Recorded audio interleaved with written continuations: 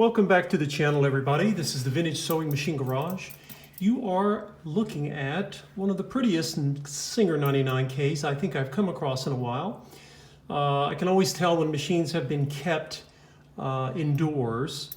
Their lacquer finishes don't always survive very well when they're exposed to the elements, but this one, I can tell it was babied. The decals are beautiful. She has a very nice shine, the original shine on the machine, and I wanted to do a little demonstration sewing before we lose all of our natural light here. Let's see, I've got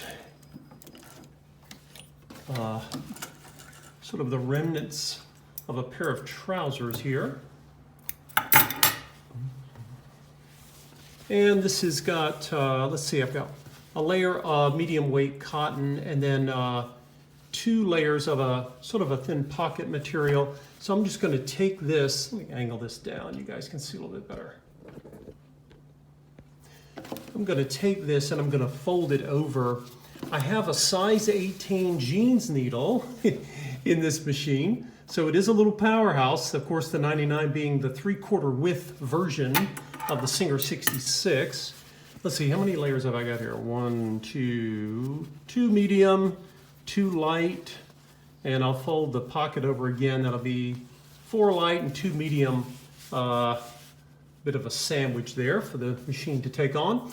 And this little piece here you're seeing, some of you are new to vintage machines. This is a seam guide.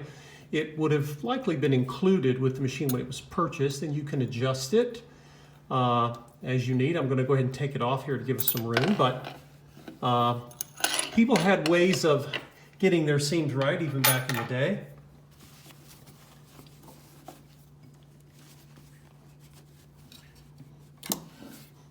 And we'll start with a the longest stitch length here. Of course, I can get nice slow needle control, which is very common to Singers. This machine has back tacking, so you can automatically reverse. The 99 is the descendant of the Singer 66, which began its life as a treadle machine. That's how far back the design goes. And you would have seen one of the decal patterns was called Red Eye, sort of a paisley looking print. Pretty fast sewer for a machine of the vintage era. I'll come back and we'll do a short length stitch. Come up here. Adjusting your stitch length is very simple on these machines. In fact, the machines themselves are one of the most simple you'll ever operate.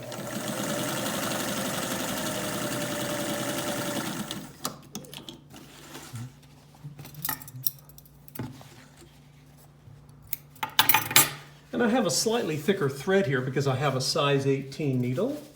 And I'll pull this up. You guys can see the stitches that she makes. Let's see here.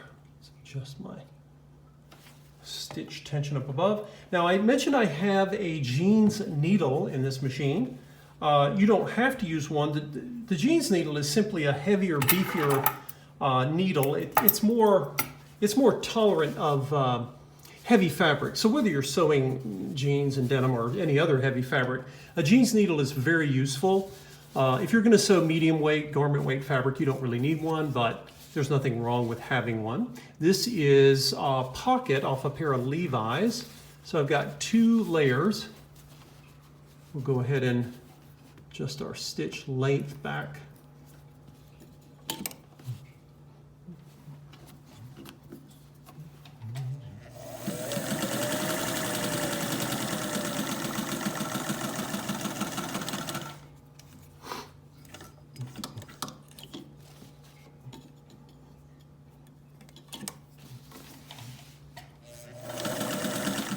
Right now I'm sewing on that denim seam. Any of you who have ever sewn blue jeans or any kind of denim know that when you get to those seams, things can get, it's very dense because of the weight of the fabric. But this machine, and just about any vintage machine you'll come across, should be able to handle something like denim. And that's one of the reasons that people sometimes aimed for vintage machines. They need something that can sew heavyweight material. Now let's see if I can get a little view of this before we lose our natural light, and you'll see the 2 rows of stitches I made. Let me see if we're zooming, if we're focusing in right.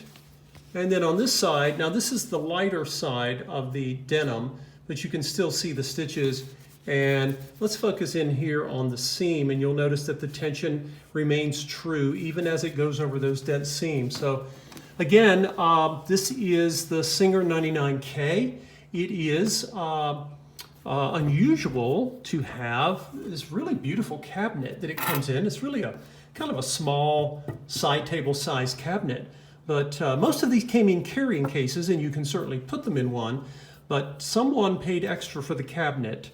This machine was sometimes marketed by Singer as a portable, not nearly as portable as the featherweight, but this machine is actually a heavyweight when it comes to the types and the weights of material it can sew. Of course, you can also install leather tip needles and sew garment leather with it as well. Anyway, she's a beauty, and it was a pleasure overhauling this machine and getting it reconditioned for a new owner. The list of everything that was done to the machine will be posted in the classified.